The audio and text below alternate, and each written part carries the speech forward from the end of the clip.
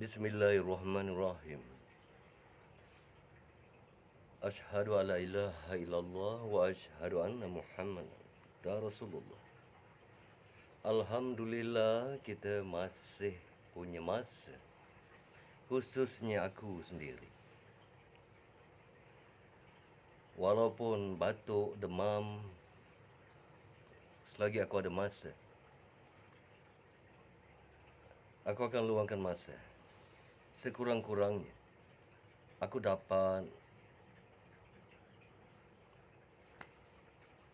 bincangkan atau ketengahkan perkara yang aku rasa sangat jarang orang petikaikan.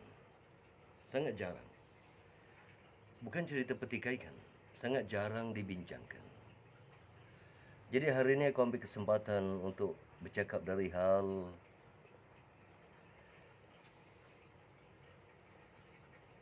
nenek kebayan. Sebenarnya ada permintaan supaya aku ketengahkan isu dari hal nenek kebayan. Siapa sebenarnya nenek kebayan? Yang selalu disebut-sebut, selalu diceritakan di dalam mitos, legenda, dan di dalam hidup seharian. Bagi setengah orang, para ilmuwan, tak kiralah dari orang persilatan, dari orang tauhid, dari orang makrifat, dari orang laduni, kasyaf, hakikat, hakiki, ahli syariat, tak kiralah pengamal-pengamal kebatinan, jalan-jalan kerohanian. Sebenarnya aku kerap dengar dari hal nenek kebayan. Jadi hari ini aku ambil kesempatan untuk aku bincangkan, untuk aku ketengahkan, untuk aku bicarakan dari hal susuk tubuh yang dipanggil nenek kebayan oleh kebanyakan orang. Baiklah. Sementara aku boleh suara, boleh bercakap sebelum batuk, muntah, berdarah, jom kita bincangkan susuk tubuh yang bernama kebayan. Siapa sebenarnya kebayan yang selalu jadi idola para ilmuwan?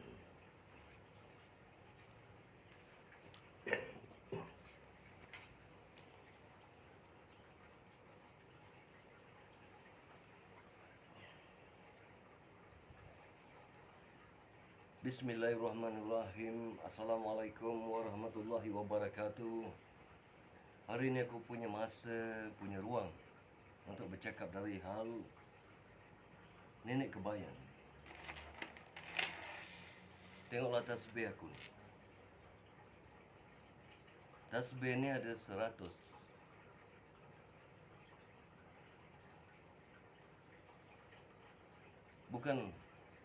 Bukan bilangannya yang aku nak tunjukkan. Bukan. Tapi aku sayang tasbih ni. Kerana dengan tasbih ni lah aku mewiridkan nama-nama dan sifat-sifat Tuhan. Dan dengan tasbih ini aku mewiridkan namamu, mendoakanmu selalu. Sekarang warnanya coklat kehitaman. Manalah tahu sedang berwirid, muntah berdarah, warnanya bertukar merah.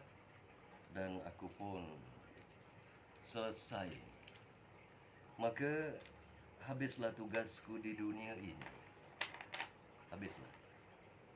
Kerana hidup ini hanya titian. Di dalam perjalanan itu kita akan temui satu-satu. Baiklah, sekarang kita bincangkan dari hal apa tadi yang aku bagi tahu, dari hal susuk tubuh yang bergelar nenek kebaya. Sebenarnya ada permintaan daripada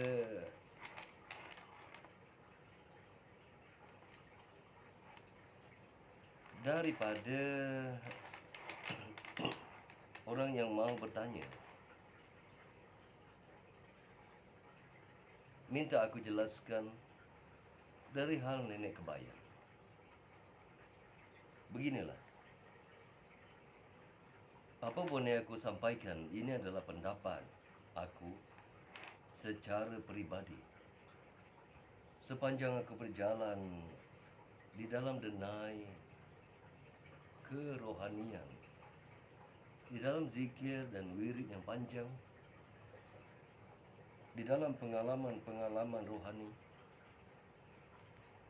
masuk ke alam-alam yang tak kasat pada mata, sama ada secara rohani atau secara zahir.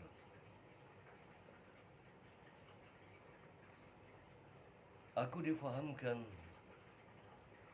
hampir kebanyakan para ilmuwan, hampir kebanyakan sangat-sangat mempercayai susuk tubuh yang dipanggil nenek kebaya. Khususnya orang-orang yang mendaki, menuntut ilmu atau bertapa di Gunung Ledang atau di manapun. Bahkan ada yang ke Pulau Besar Melaka dan diganggu oleh nenek kebaya. Lantas mengidap gangguan dan penyakit yang tak kunjung sembuh.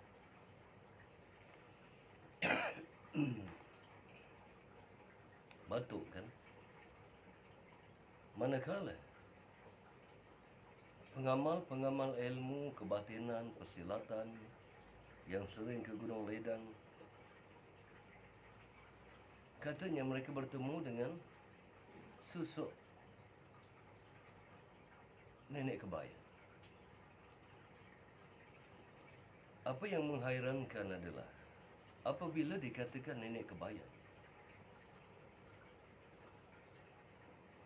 ianya adalah jelmaan seorang perempuan tua. Kadang-kadang bongkoknya 2, kadang-kadang bongkoknya 3. Rambutnya putih, sedikit kerinting dan mengerbang, bersanggul mungkin, bertongkat, berpakaian serba putih, bertudung, terketar-ketar, berjalan setapak demi setapak.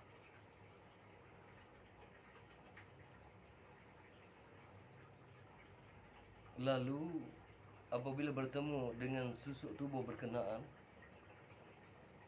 maka mereka yang bertemu diajarkan beberapa patah ilmu, petua atau petunjuk untuk diamalkan. Lalu mereka mengamalkan. Dan susuk tua itu mengakui dia adalah nenek kebaya. Bagi yang biasa ke Gunung Ledang akan mengatakan bahawa itu adalah jelmaan puteri Gunung Ledang. Ada yang mengatakan itu adalah pengasuh pada puteri Gunung Ledang.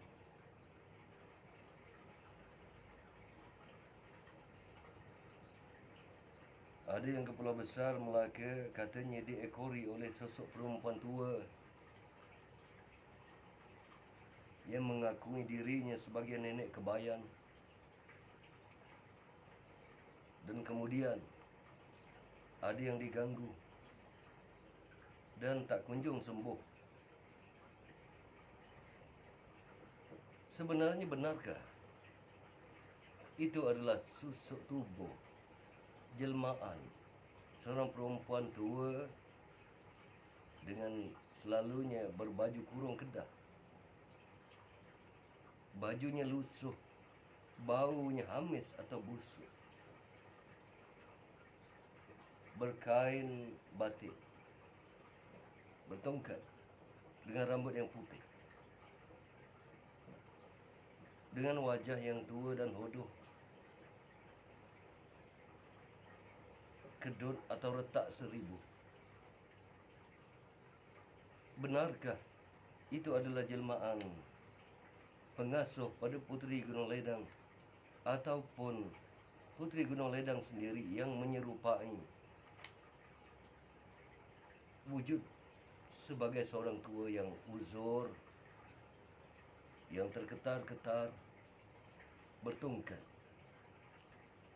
namun dikatakan punya ilmu yang sangat tinggi? Itu menjadi kebanggaan para ilmuwan apabila dapat bertemu dengan susuk nenek kebaya. Baiklah, secara peribadi, sebenarnya bukan aku menafikan kewujudan nenek kebayan, tapi aku muskilkan pengakuan perempuan tua yang mengaku dirinya sebagai nenek kebayan, yakni pengasuh pada Puteri Gunung Ledang, yang mendatangi sesiapa sahaja yang dikehendakinya dan mengaku bahawa beliau adalah susuk berkenaan. Aku tidak menafikan, tapi aku meragui dan aku muskilkan. Kerana sepanjang sepengetahuanku, jin, syaitan dan iblis boleh menyerupai siapa sahaja yang dikehendaki. Jika perempuan tua yang terketar-ketar, yang bertongkat, selalunya tongkatnya itu mempunyai bentuk, mungkin kepala tongkatnya itu ular, mungkin kepala tongkatnya itu apa sahaja. Bagi aku mudah. Jika dikatakan terlalu banyak ilmunya, sehampir separuh sakti, beliau tak perlu bertongkat. Kerana jika bertongkat menunjukkan beliau sendiri tidak sihat. Kerana jika sampai bongkok menunjukkan beliau sendiri tak punya kekuatan dan kesihatan yang sempurna sebagai seorang yang berilmu. Di sini aku tak peduli sebenarnya apapun pengakuan, sama ada dia mengaku sebagai nenek kebayan, dia mengaku sebagai pengasuh Puteri Gunung Ledang, atau dia mengaku sebagai Puteri Gunung Ledang sekalipun. Aku tak peduli semua itu. Kerana seingat aku, disampaikan oleh guru, sultan, raja, segala wali di mana, para wali cuma berada di bawah tapak kaki beliau, yakni Sultan Syekh Abdul Qadir Jailani. Di dalam amalannya di tempat yang sunyi dan gelap, ketika bersendirian, dia didatangi oleh iblis untuk mengujinya.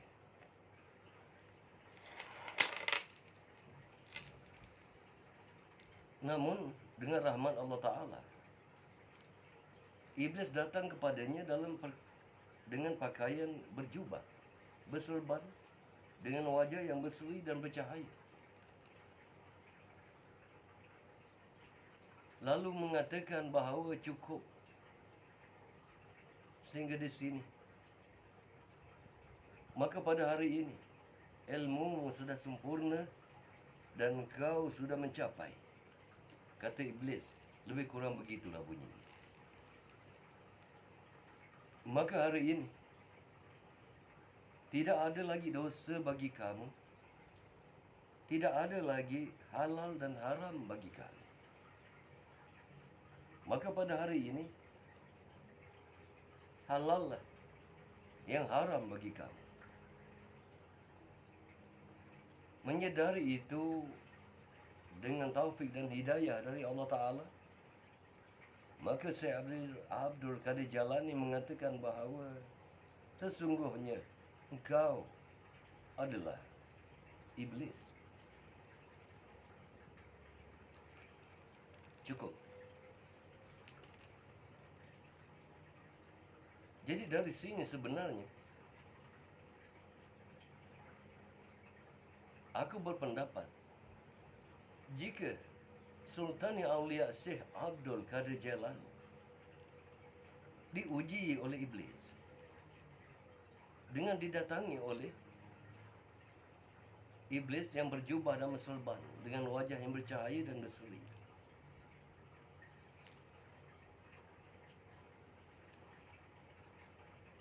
Kenapa kebanyakan para ilmuwan yang khususnya yang belajar di Gunung Ledang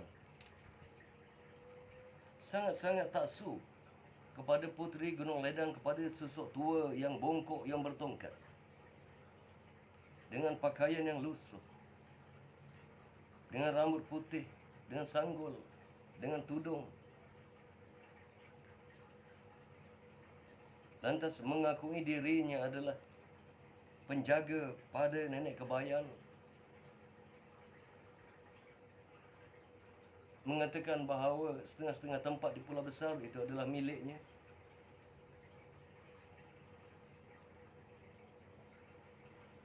Jika susuk perempuan tua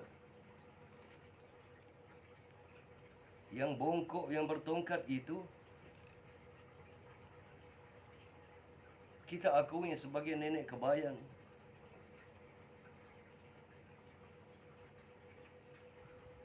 bukankah itu hanya memudahkan iblis untuk mengakui dirinya sebagai nenek kebayan, lantas memberikan ilmu untuk diamal?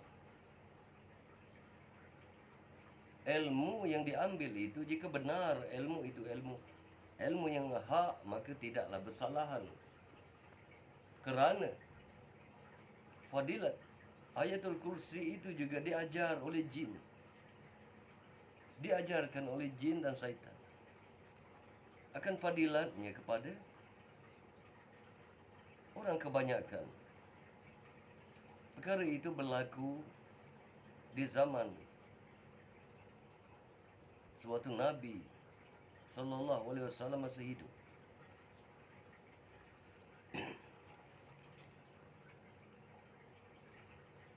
Ilmunya tidak salah selagi ia tidak bercanggah. Tetapi apa yang memuskilkan adalah kemana penghujung ilmu itu? Kemana? Dan dari mana asalnya ilmu itu?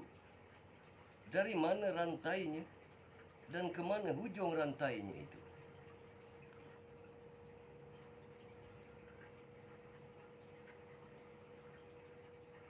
Secara peribadi aku berpendapat bahawa jika aku sendiri didatangi oleh nenek kebayan, aku tidak akan menerimanya dan aku menolaknya. Siapapun dia, apapun dia, dari gunung mana, dari bukit mana, dari busuk mana, dari tanah paya, dari tanah rata, dari hutan atau dari rimba, dari belantara, aku menolak dan menafikannya. Melainkan setelah aku menguji kebenarannya. Dan aku tidak akan menerimanya. Tambahan pula,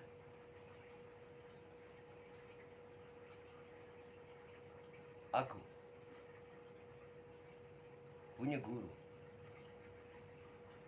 yang tidak membenarkan aku mengambil sebarang ilmu dari siapa-siapa dan dari apa pun.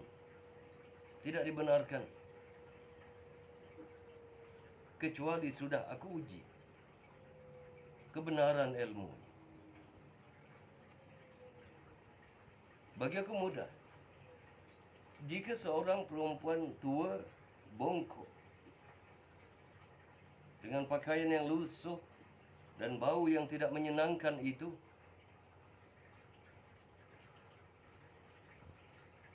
cukup dengan bau yang tidak menyenangkan, itu sudah bercanggah dengan hadis Rasulullah SAW bahawa Rasul itu suka akan bau yang wangi.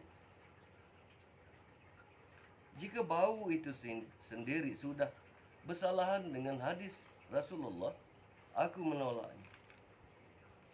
Aku menolaknya. Dan jika pun dia datang dengan 1000 wangi, 1000 bunga, aku menolakkannya.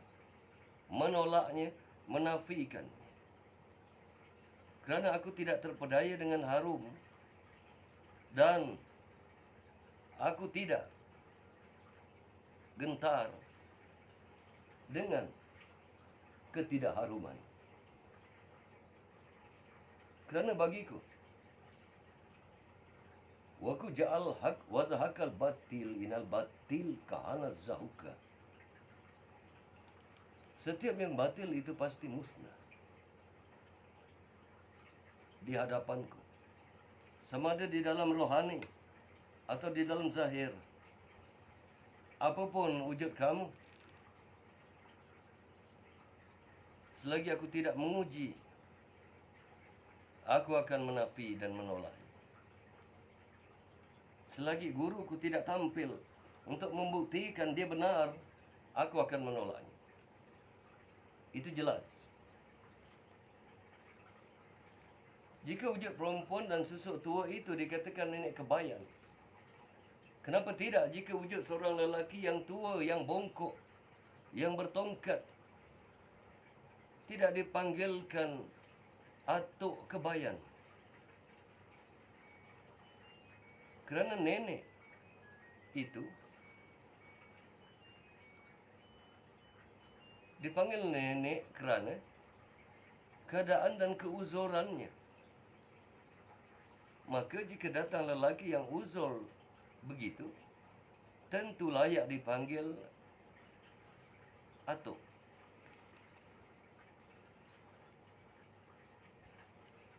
Kebayan mungkin menjurus kepada ilmunya. Maka atuk kebayan juga menjurus kepada ilmu. Kerana nenek dan atuk itu hanyalah perbandingan usia. Dan apabila dikatakan nenek kebayan, tahukah kamu sebenarnya usia yang datang menemui kamu itu bukan nenek lagi. Jika itulah keadaannya, bongkok 3 keadaannya, itu bukan nenek lagi. Itu sudah moyang. Kenapa tidak dipanggil moyang kebayan? Kenapa hanya dipanggil nenek kebayan? Kerana itu aku nasihatkan para ilmuwan, para hakikat, para makrifat yang mengaku berilmu, yang mempunyai kebatinan tinggi, yang rajin beramal, rajin bertapa, jika didatangi oleh seseorang, oleh susuk tubuh, lembaga yang mengakui dirinya sebagai nenek kebayan, aku nasihatkan kamu, jangan mudah kamu terpedaya menerimanya dan berakad dengannya. Jangan. Nanti kamu kesal, kamu terpedaya, dan kamu, tanpa kamu sedar, kamu sudah memiliki saka.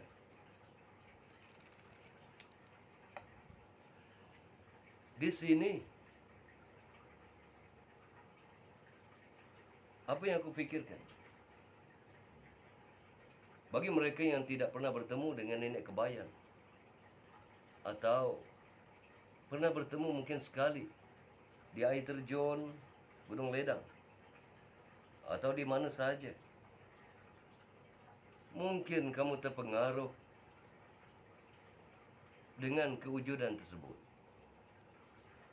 Tapi tahukah kamu bahawa susuk tua yang bertongkat dan bongkok 3 itu, dengan wajah yang menyeramkan, dengan rambut putih bersanggul, dengan tudung, dengan baju yang lusuh, dengan kain yang lusuh. Jika kamu biasa berburu,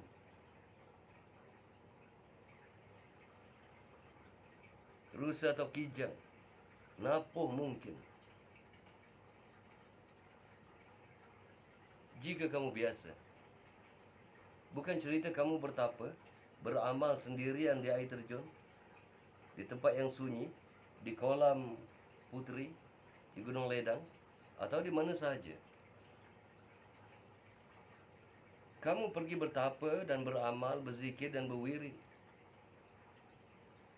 Kerana itu kamu didatangi oleh jin, iblis ataupun syaitan yang mengaku-akui dirinya sebagai nenek kebayan, dan kamu rasa kamu sudah hebat kerana bertemu dengan nenek kebayan, mengambil nasihat-nasihatnya, mengamalkannya. Lantas kamu kerap didatangi oleh makhluk berkenaan, lalu kamu mempercayainya.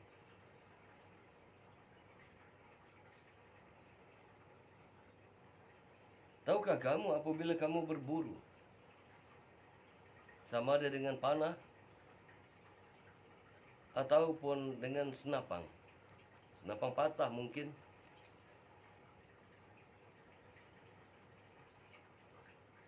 haiwan buruan kamu yang kamu tembak itu, haiwan sudah ditembak. Ini ada kejadian yang pernah aku lalui. Haiwan sudah ditembak. Ketika mau kamu sembelih, haiwan itu bertukar menjadi hitam, menjadi kayu, hitam, seperti arang. Tahukah kamu apa yang berlaku selepas itu? Tiba-tiba datang susuk tua,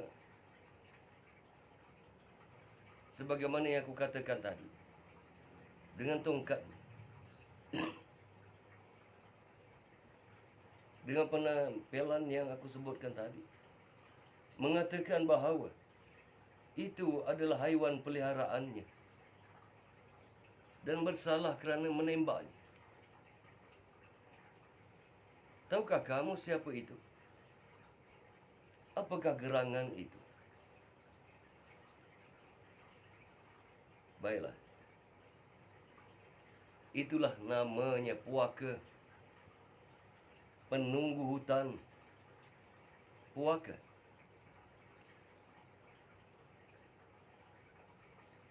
Itulah yang dinamakan gembala kepada haiwan, dengan sengaja mencari geruh. Dicarinya kesalahan anak Adam yang sebenarnya tidak ada salah apa-apa. Itu adalah puaka, itu adalah gembala pada haiwan di hutan, pada penunggu di hutan. Ia adalah penunggu hutan, adalah puaka. Kadang-kadang tinggal di pokok-pokok besar di hutan, tempat yang jarang dimasuki, di hutan-hutan bala, di hutan belantara, yang jauh dari masyarakat, tempat yang sunyi dan sepi.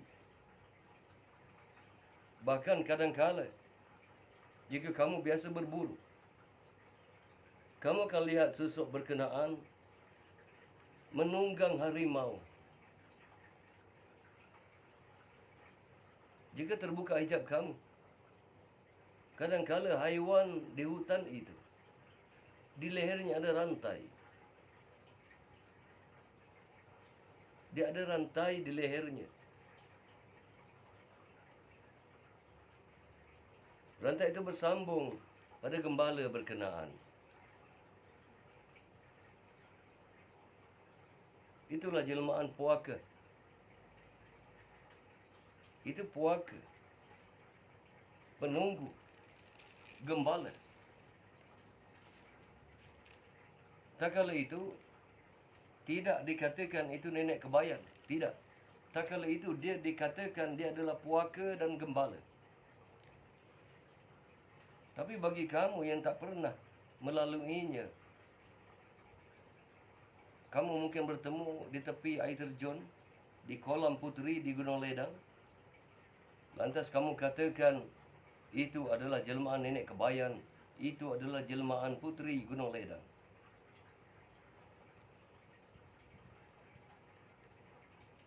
Putri Gunung Ledang tidak perlu merubah wujudnya sebagai nenek kebayan. Tidak perlu. Jika kamu terpengaruh dengan akuannya sebagai nenek kebayan, sebenarnya kamu sudah terpedaya, kamu sudah tertipu oleh jin, syaitan, iblis, puaka, peleset, jembalang, dan hantu. Kamu sudah terpedaya. Jadi pada semua ilmuwan, khususnya yang belajar di Gunung Ledang, aku nasihatkan, sama ada kamu mau terima atau tidak, itu terpulang. Jangan nanti di penghujung hidup kamu atau di dalam rohani kamu disesatkan. Jangan. Nanti roh kamu tidak masuk ke alam barzakh, menjadi hamba kepada jin dan syaitan. Jangan. Jika kamu orang yang banyak beramal, berzikir, berwirid,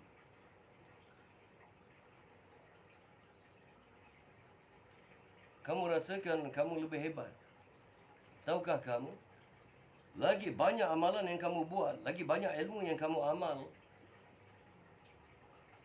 kamu adalah tujuan utama untuk disesatkan,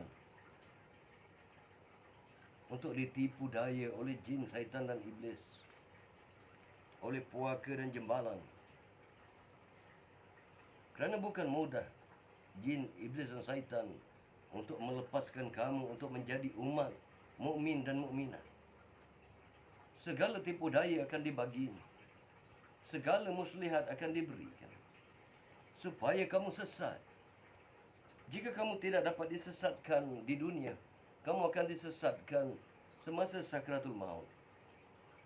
Dan jika waktu sakratul maut kamu tidak dapat disesatkan, perjalanan roh kamu untuk masuk ke barzakh akan dihalang oleh jin dan syaitan. Akan dihalang. Rasulullah mengatakan bahawa sesiapa yang di dalam hidupnya pernah memperhambakan jin dan syaitan, kelak matinya nanti akan diperhambakan oleh jin dan syaitan pula. Itu adalah kifarah, itu adalah balasan kepada mereka yang memperhambakan jin dan syaitan sebagai dampingan. Dan bila mati nanti, kamu pula akan menjadi suruhan jin dan syaitan tersebut. Kerana itu dikatakan, mereka mendengar bisikan jin dan syaitan, lalu mereka akur. Oleh itu, mereka tidak mendapat apa-apa di akhirat. Apakah yang dimaksudkan tidak mendapat kebaikan di akhirat? Tidak mendapat apa-apa di akhirat? Kerana sekali kamu dengar bisikan jin dan syaitan, kamu akan jadi hambanya selepas mati. Dan kamu tidak akan sampai ke akhirat. Kerana itu dikatakan, kamu tidak akan dapat akhirat itu. Kamu akan rugi. Bagaimana tak rugi apabila kamu menjadi hambanya?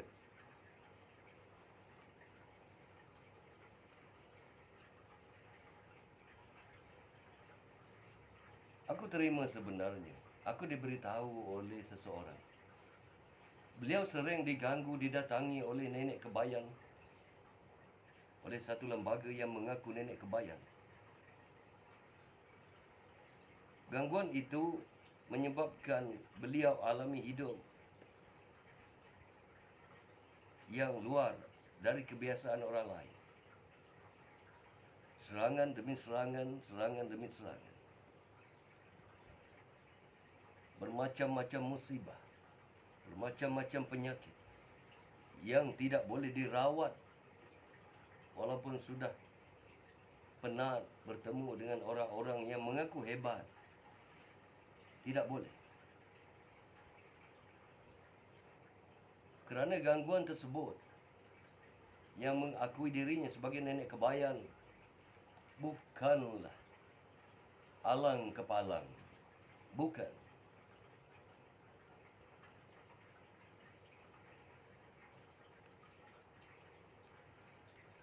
Aku nasihatkan kalian, termasuk diri aku sendiri, dan seluruh HB, PWHB, QQHB,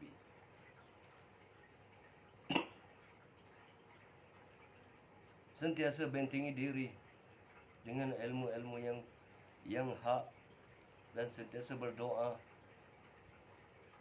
agar terlindung dari perkara-perkara berkenaan.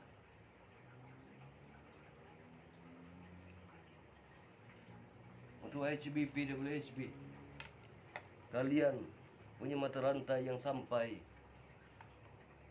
kepada Rasulullah sallallahu alaihi wasallam, maka keraplah bacakanlah Fatihah untuk guru-guru kamu, untuk rantai kamu,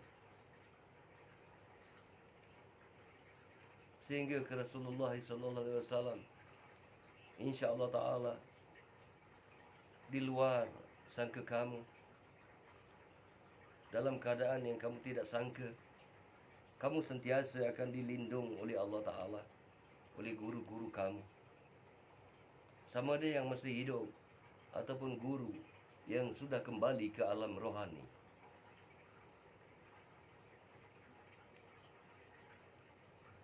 Berkisar tentang nenek kebayan, bagi aku mudah. Pengalaman peribadiku semasa aku merawat sihir dari keturunan yang orang panggil saka. Pada satu hari ketika aku tidur lena, tiba-tiba aku dikejutkan oleh suara guru. Bila aku bangun, tersentak dan bangun, secara sedar aku lihat sosok tua dan uzur berkenaan yang dikatakan nenek kebayan itu keluar dari dinding, berjalan hanya dengan lututnya, dan dihulurkan kedua tangannya menghala ke leherku, sehingga keadaan aku dan lembaga berkenaan sangat hampir. Antara wajahnya dan wajahku sejengkal cuma.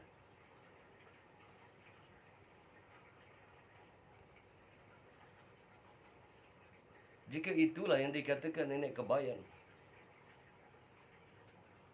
apa katanya?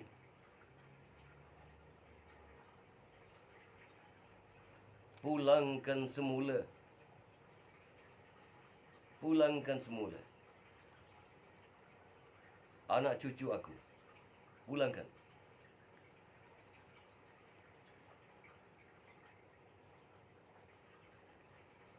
Permintaannya itu menyebabkan aku tahu bahawa itulah saka yang selama ini dipanggil saka nenek kebayan.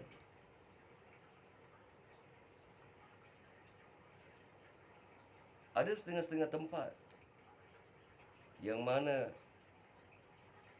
rumah pusaka tidak didiami oleh anak cucu kerana takut akan gangguan yang ada di rumah pusaka. Apakah wujudnya yang dikatakan nenek kebayan tersebut di rumah pusaka? Wujudnya seorang tua yang bongkok, yang rambutnya putih, mencecah tanah. Berdirinya sudah tidak alif lagi, tetapi sentiasa bergoyang ke kiri dan ke kanan, ke kiri dan ke kanan. Rambutnya tidak terurus, panjang mencecah ke tanah. Itu yang menyebabkan anak cucu tak berani untuk mendiami rumah berkenaan.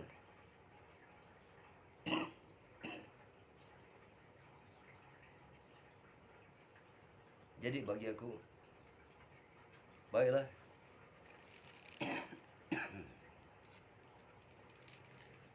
aku masih belum sehat dan batuk ini mungkin jadi penyebab.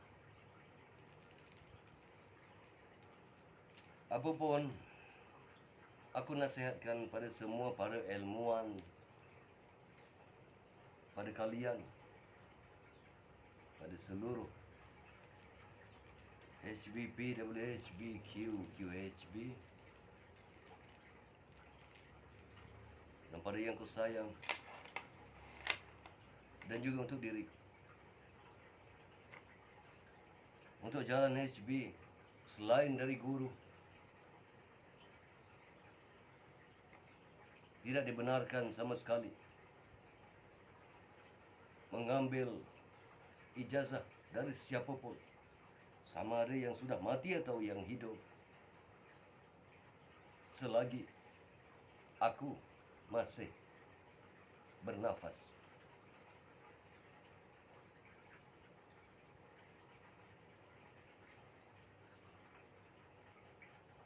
Tidak ada keizinan supaya semua kita dapat kembali dan damai di halaman yang sama, di pantai yang sama.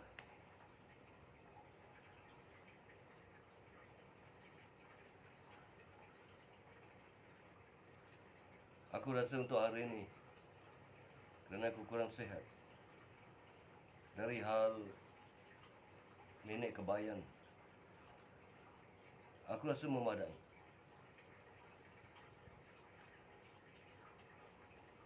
Walaupun di dalam kitab-kitab sejarah mengatakan bahawa nenek kebayan itu adalah pengasuh kepada Puteri Gunung Ledang.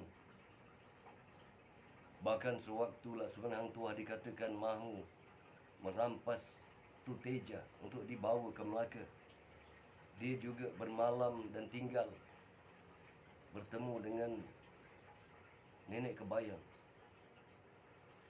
Begitu juga ketika Malim Deman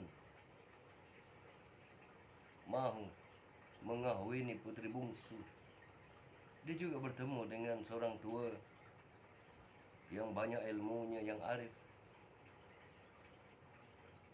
yang juga bernama nenek kebayan. Jadi di sini bukan aku menafikan nenek kebayan itu, kerana bagi aku nenek kebayan itu adalah seorang perempuan tua yang selayaknya pada zaman dahulu memerlukan seseorang yang berilmu, khususnya di dalam rawatan dan kebidanan.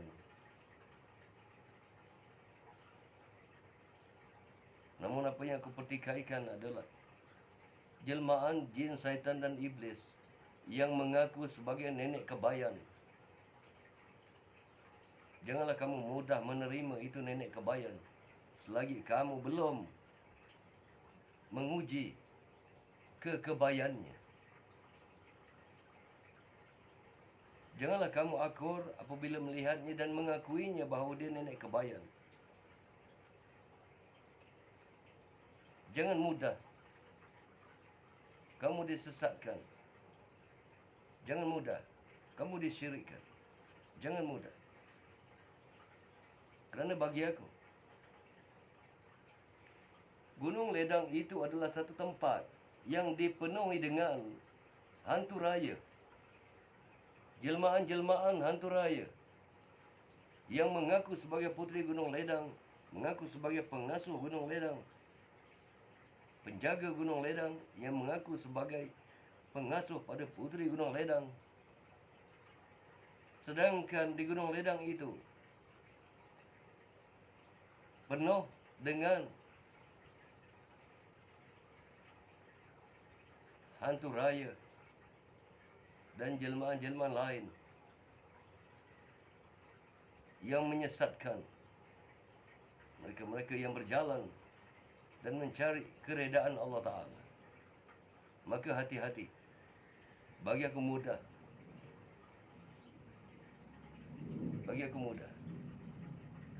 Betapapun dia datang dengan bertongkat. Oh ya, sebelum aku terlupa, aku pernah naik ke puncak sebuah bukit di air terjun. Aku pernah di tengah malam untuk menaikkan orang yang mati lemas yang sudah berhari-hari tidak ditemui. Di tempat yang paling puncak, di tengah malam,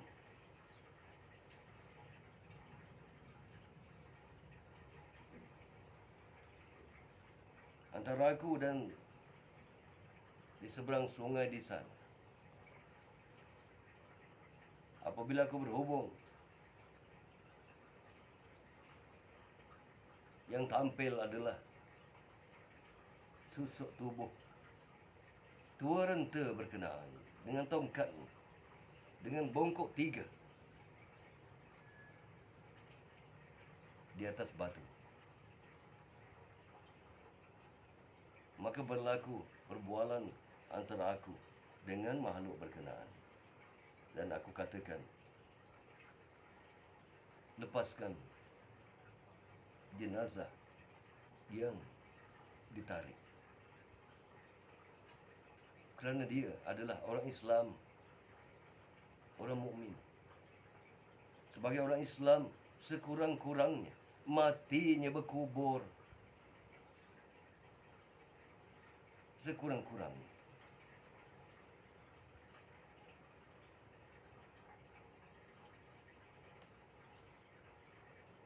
Maka apa katanya? Tepat pada keesokan harinya, pada jam dan waktu yang dikatakan, mangsa timbul dari tempat. Mangsa tenggelam lemas. Yang mana tempat itu berkali-kali sudah diselami oleh pasukan bomba, sudah diselami, sudah dicari oleh bahagian penyelamat. Tidak ditemui. 3 hari tidak ditemui.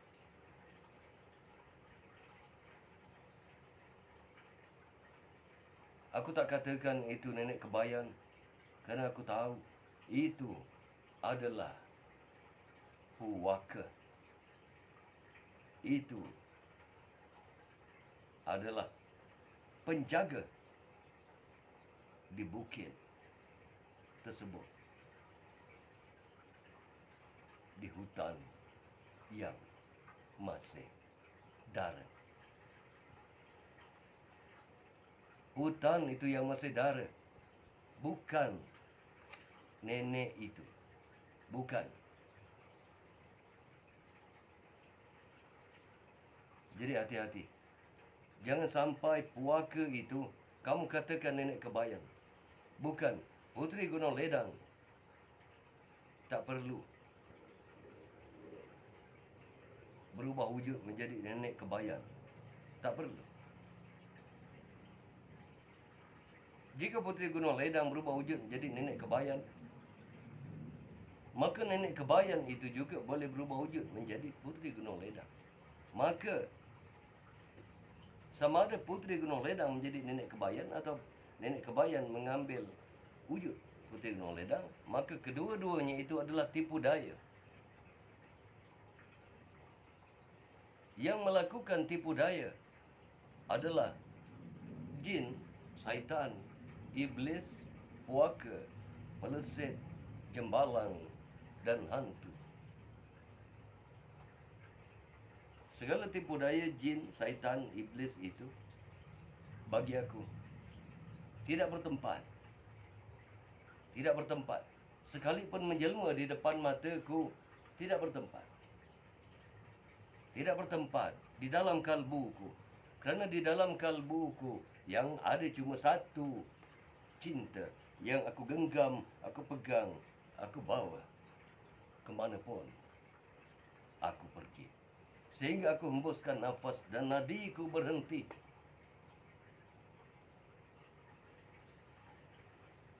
Ada banyak lagi pengalaman-pengalaman. Dan di sini, sekali lagi sebelum aku sudahi, aku nasihatkan pada kalian, jangan terpedaya dengan akuan mereka-mereka yang mengaku sebagai Puteri Gunung Ledang, mereka yang mengaku sebagai nenek kebayan. Kerana sebenarnya semua itu hanya tipu daya. Semua itu hanya bertujuan menyesatkan. Selagi ia belum diuji, jangan kamu terima dia sebagai nenek kebayan. Jangan. Nenek kebayan yang asli penuh dengan ilmu. Penuh dengan ilmu.